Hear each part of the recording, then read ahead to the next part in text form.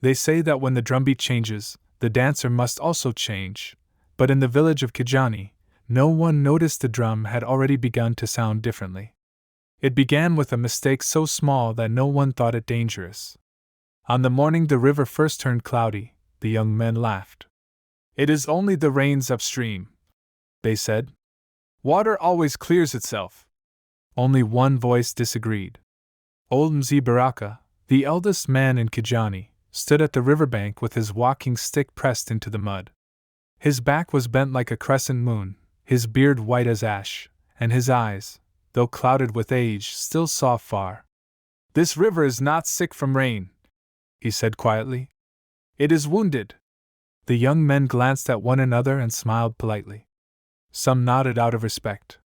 Others pretended not to hear. And so the village walked forward, without listening. The village that trusted its strength. Kijani sat between a wide river and a line of ancient baobab trees whose roots were said to be older than memory.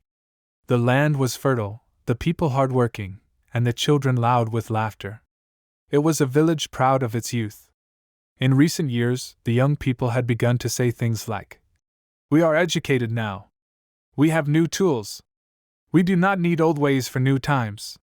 They did not say these words with cruelty. No, they said them with confidence. And confidence, when unchecked, can be more dangerous than arrogance. At the center of the village lived Jabari, a strong and intelligent young man chosen as the leader of the youth council. Jabari believed deeply in progress.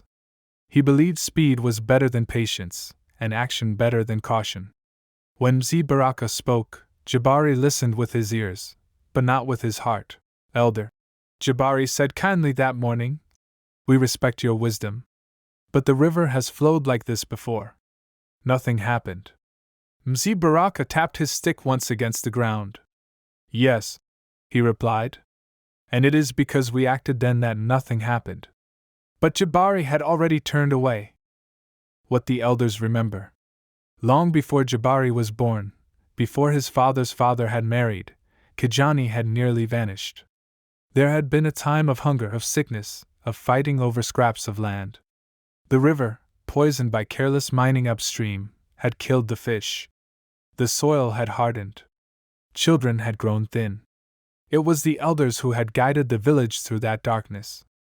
They had ordered the people to stop farming near the riverbanks. They had sent messengers upstream.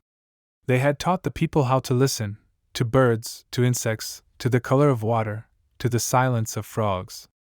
Mzee Baraka had been a young man then. He had buried his sister and survived because he listened. But memories, like footprints in sand, fade when new generations run past them. The warning that went unheard. Weeks passed. The river grew darker. Fish floated belly up near the banks. Children who swam there returned with rashes. The frogs disappeared. Again Mzee Baraka spoke. "The river is carrying death," he warned at the village gathering. Something upstream has broken the balance. We must act now." Some elders nodded. But the youth murmured. "Elder, you worry too much. Fear makes people see problems where there are none. We cannot stop farming or fishing over stories. We cannot stop farming or fishing over stories." Jabari stood. "With respect," he said, "if we stop now, we lose food. If we stop now, we lose food. We lose income. Let us wait for proof." Mzee Baraka looked at him for a long time. "When a man waits to see the leopard's teeth," he said, "he has waited too long." The crowd laughed nervously. And again, the village waited. The cost of silence. The proof came quickly. One morning, the children did not wake up laughing. They woke up coughing. Sickness spread like wildfire. The healer's herbs stopped working. The crops near the river wilted overnight. The fish vanished entirely. Panic replaced confidence. "Why didn't we know?" people cried. "How did this happen?" Jabari stood at the riverbank, staring at the water that had once fed his people. And for the first time, he went to Mzee Baraka, not as a leader, but as a student. "Elder," he said softly, kneeling, "teach us." Mzee Baraka closed his eyes.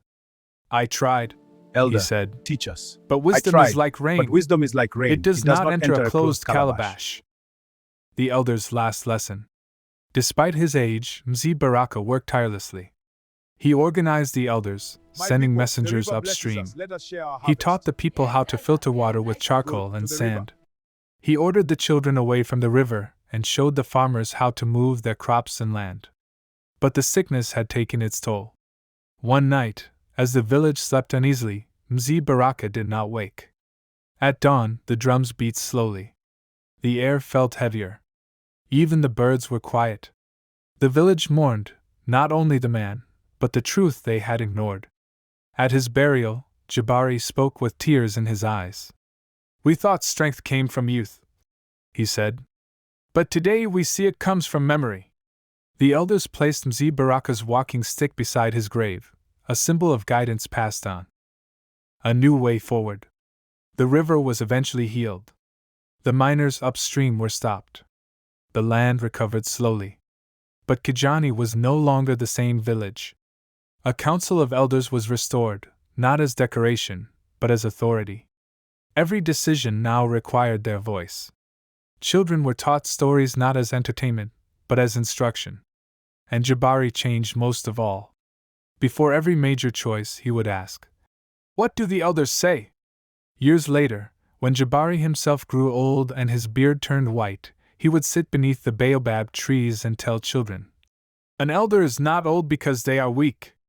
They are old because they survived what you have not yet faced." The moral. In African wisdom, an elder is a living library. When elders speak, they are not sharing opinions, they are handing down survival. A village that ignores its elders walks quickly, but often in the wrong direction. And that is why, to this day, the people of Kijani say, "If you do not listen to the old drum, you will miss the rhythm of life." Thanks for watching. Follow me on IG at input_media and Facebook at Loaded Abiomi Ogantade for more content. Hit subscribe and the bell on YouTube for updates.